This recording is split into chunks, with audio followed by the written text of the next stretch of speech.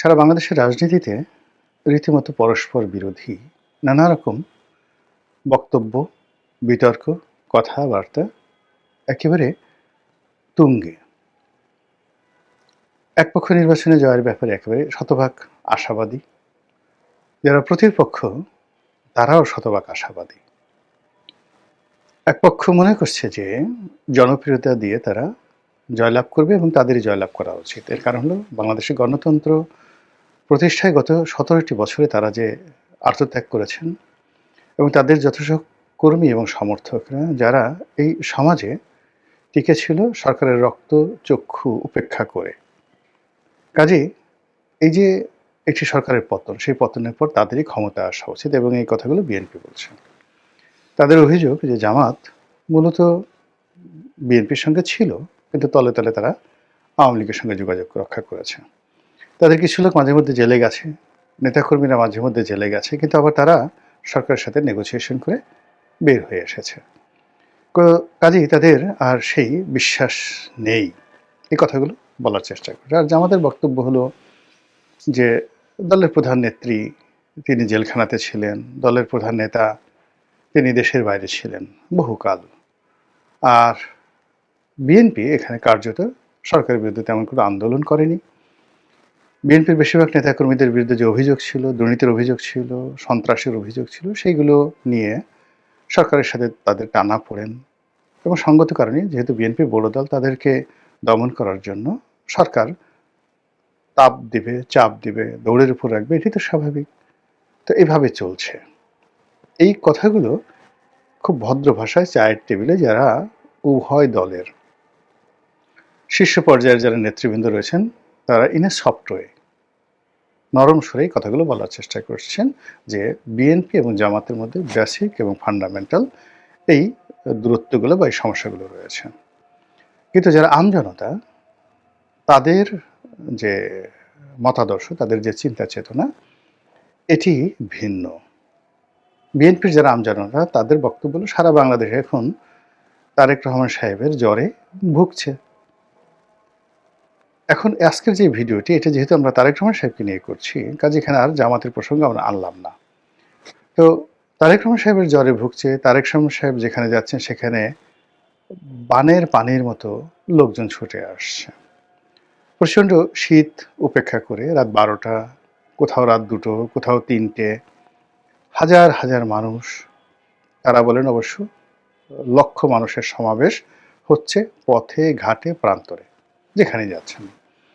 আর বাস্তবে অর্থাৎ নির্বাচনের মাঠে দাঁড়িয়ে থেকে যত মানুষ তারেক রহমান সাহেবের বক্তব্য শুনছেন, তার চাইতে 100 গুণ মানুষ বিভিন্ন অনলাইন প্ল্যাটফর্মে, পত্রিকাগুলোর যে অনলাইন ভার্সন রয়েছে, টেলিভিশনগুলোর যে স্ক্রিন রয়েছে, বিভিন্ন ইউটিউব চ্যানেল রয়েছে, যারা মোবাইল সাংবাদিকতা করেন, বিএনপির যে ফ্যান বেস পেজগুলো রয়েছে ইউটিউবে, ফেসবুকে, সেখান থেকে এ ধরনের অনুষ্ঠান যেখানে প্রচার করা হচ্ছে, সেখানেও মাঠে অর্থাৎ বিএনপির নির্বাচনী জনসভাগুলোতে মাঠে যে লোকজনের উপস্থিতি, তার চাইতে ভার্চুয়াল জগতে 100 গুণ বেশি লোক দেখাশোনা করছে। কাজেই বিএনপির বাইরে আসলে কোনো রাজনীতি নেই।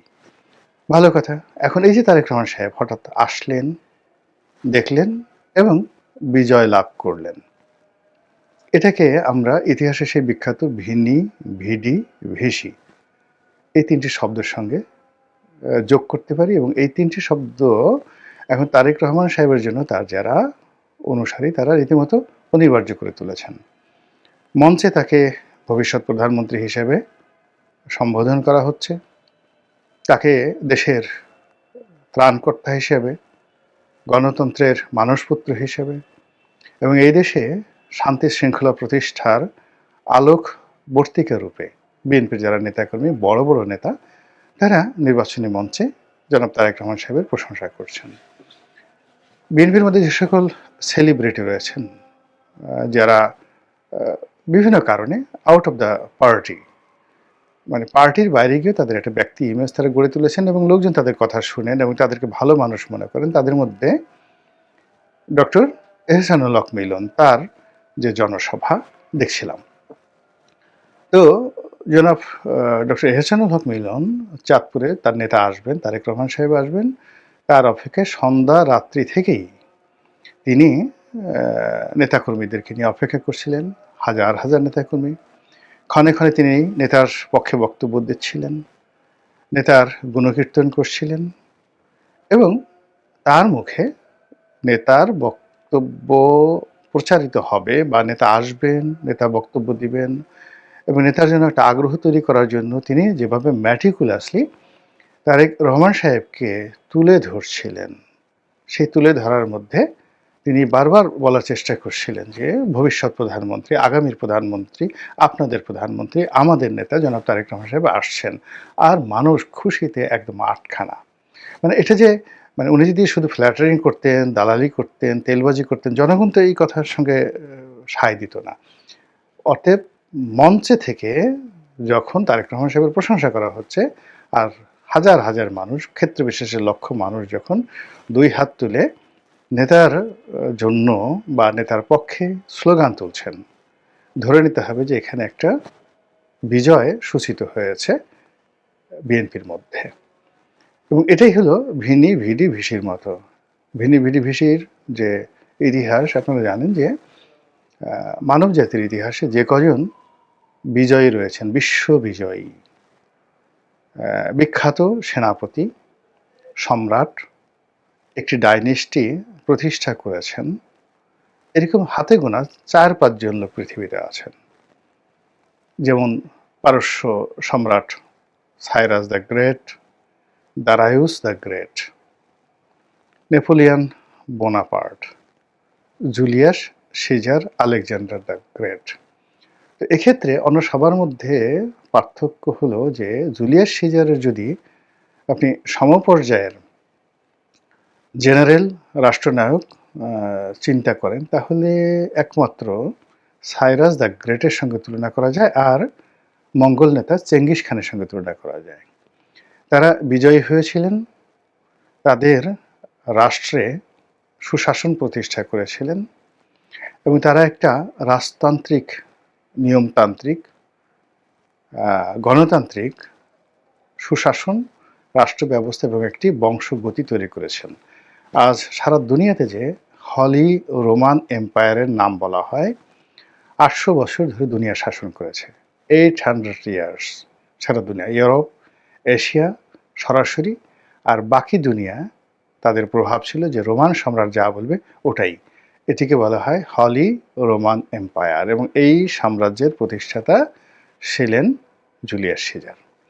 তো তিনি যখন রোমের কনসাল জেনারেল ছিলেন, ঠিক সেই সময়টাতে রোমান সিনেট তখন গণতন্ত্রে চলে। তো রোমান সিনেট দুজন কনসাল জেনারেল তারা নিয়োগ করত।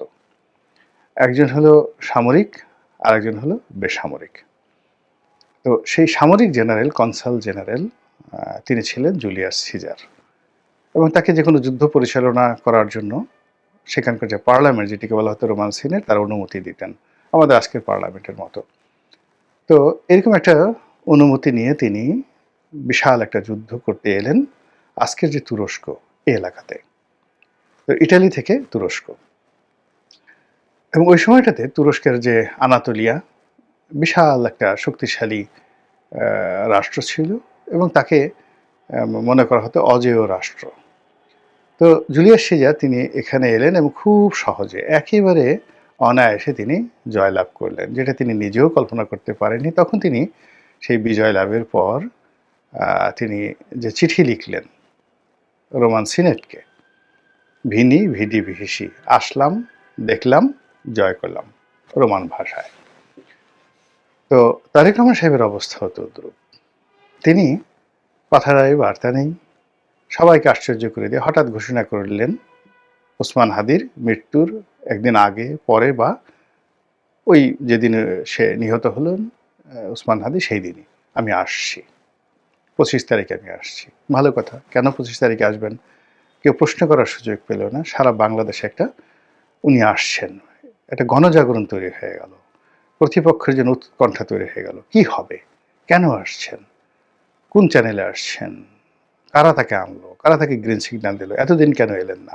মানে যতদিন তিনি না এলেন ততদিন পর্যন্ত এই প্রশ্নগুলো তার বিপক্ষের যারা লোকজন তাদের মধ্যে ওই ভিনিভিশির মতো, যাকে বলা হয়, একটা আবহাওয়া তৈরি করলো। আর বিএনপির যারা নেতাকর্মী তাদের মধ্যে রীতিমতো পাগলামো শুরু হয়ে গেল, নেতা আসছেন, আর কোনো কথা নেই, নেতা আসছেন। দ্বিতীয় পর্বে তিনি যখন এলেন, বিস্ময়কর, অবিস্মরণীয় তার সংবর্ধনা, লোকে লোকারণ্য। তিনি 17 বছর লন্ডনে থেকেছেন। ওখানে থেকে তার কাছ থেকে লোকজন আশা করেছিল তিনি ভদ্র হবেন, নম্র হবেন, বিনয়ী হবেন, প্রতিহিংসা থাকবে না, মানে রাজু জেন্টেলম্যান বান গিয়া, এরকম একটা ভাবসাব। যাই হোক, তিনি ঠিক সেইভাবেই জন আকাঙ্ক্ষার সঙ্গে কমপ্লাই করে তিনি ভাষণ দিলেন, বসলেন, মঞ্চে যে কথাবার্তাগুলো বললেন, যেভাবে হাত নাড়ালেন, লোকজন বলল যে না, ঠিকই আছে। এবং ওটাও তার একটা দ্বিতীয় বিজয়। প্রথমে তার সিদ্ধান্ত, এরপরে তিনি সেই জনসভা। সেই জনসভার পর তিনি যখন তার বাড়িতে গেলেন, তিনি তার অফিসে বসলেন, রাষ্ট্রদূত, দেশের সাংবাদিক, সাহিত্যিক, বুদ্ধিজীবী, মানে আগের দিনে কি হতো, যখন কোনো একটি রাজ্য বা রাষ্ট্র বা সাম্রাজ্য কেউ দখল করতেন, জয়লাভ করতেন বা যুদ্ধে বিজয়ী হতেন, তো সিংহাসনে তিনি যখন বসতেন তখন ওই শহরের, ওই দেশের আমির ওমরা, মানে যারা অভিজাত বর্গ, জ্ঞানী গুণী, তারা সবাই দরবারে যেতেন, মাথা নুয়ে কুর্নিশ করতেন, তারপরে আনুগত্য প্রকাশ করতেন এবং বলতেন যে মান্যবর, আপনার সব সিদ্ধান্ত আমরা মেনে নেব এবং আমাদের যত সাহায্য সহযোগিতা লাগে আমরা করব। এটা না হওয়া পর্যন্ত, এই অভিষেক না হওয়া পর্যন্ত, যেটিকে খোলাফে রাশিদিনের যুগে বলা হতো বায়াত, আর পরবর্তীতে মধ্যযুগে এটিকে বলা হতো আনুগত্য প্রকাশ করা, দলে দলে লোক। এবং এই আনুগত্য প্রকাশ করার জন্য অনেকে তার প্রিয় কন্যাকে নিয়ে আসতেন সম্রাটের জন্য উপহার হিসেবে, অথবা দেশ বিদেশ থেকে অনেক সুন্দরী সুন্দরী দাসী নিয়ে আসতেন, হীরা, মণি, মুক্তা, জহরত, হাতি, ঘোড়া, আরও কত কি। মানে এগুলো মানে আপনি না দেখলে বুঝতে পারবেন না। সম্রাট আকবরের জমানার অনেক দৃশ্য এখন আমরা সিনেমাটিকভাবে দেখি, ঠিক এরকমই ছিল ঘটনা। তো সেই দিক থেকে তারেক রহমান সাহেবের দরবারে সবাই গেলেন, বাংলাদেশের নাকচু সাংবাদিক, অভিজাতবর্গ, জ্ঞানী গুণী, সবাই তাদের ইগো ত্যাগ করে, যারা কখনো শেখ হাসিনার কাছে যেতেন না, তারা সেখানে গেলেন।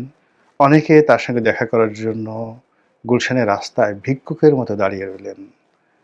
অনেকে মানে বারবার যে আমরা তো এইভাবে 20-30 বছরে কারোর জন্য দেখা করার জন্য দাঁড়াইনি, গেলেন। তারপর তারা ধৈর্যহারা হননি। তারেক রহমান সাহেব তাদের সবাইকে সম্মান করলেন, মর্যাদা দিলেন, তাদের আনুগত্য গ্রহণ করলেন, তাদেরকে আশ্বাস দিলেন। তারা যে দাবি দাওয়া পেশ করলো, এমনভাবে দাবি দেওয়া পেশ করলো মনে হলো যেন তিনি প্রেসিডেন্ট, তিনি প্রধানমন্ত্রী। তো যাই হোক, এভাবে কয়দিন গেল। এরপর এখন তিনি নির্বাচনী সমাবেশগুলোতে অংশগ্রহণ করছেন। প্রথমে সিলেট দিয়ে তার শুরু হলো। সিলেট থেকে ঢাকা আসার পথে যে সকল শহর, বন্দর, গ্রাম পড়ল, সেখানে তিনি জনসভা, পথসভা করলেন।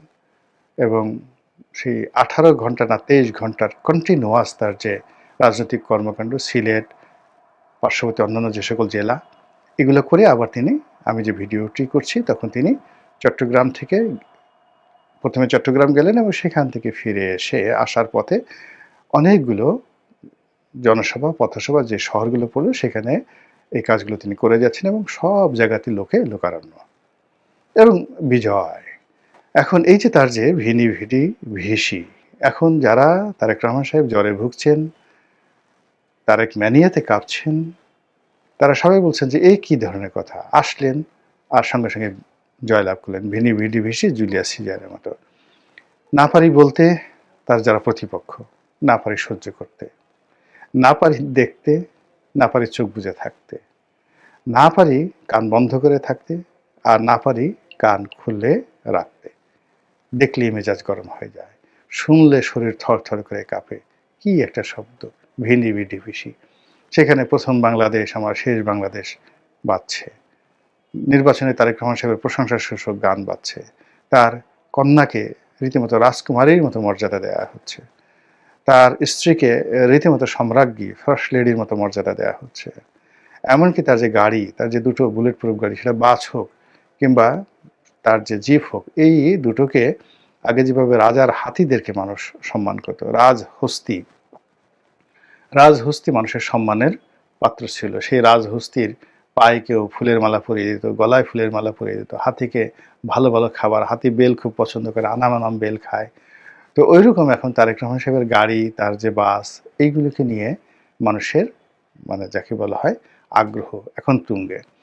এরবারে যাদের সঙ্গে তারেক রহমান সাহেবের খুব খাতির, সেটা ওনার ব্যক্তিগত স্টাফ, ওনার আত্মীয় স্বজন, ওনার পরিবার পরিজন, ওনার পিয়ন, এমনকি ওনার গাড়ির ড্রাইভার, তাদের এখন রীতিমতো মানুষজন, বিএনপির যারা লোকজন রীতিমতো তাদেরকে মোর্শেদ বানিয়ে ফেলেছে, মানে পথপ্রদর্শক বানিয়ে ফেলেছে। পথপ্রদর্শক হলো তারেক রহমান সাহেবের কাছে পৌঁছতে হলে এই ধরনের মোর্শেদ লাগবে। এই যে একটা অবস্থা চলছে, তারেক ম্যানিয়া, এটা কতদিন চলে, কিভাবে চলে এবং এটা শেষ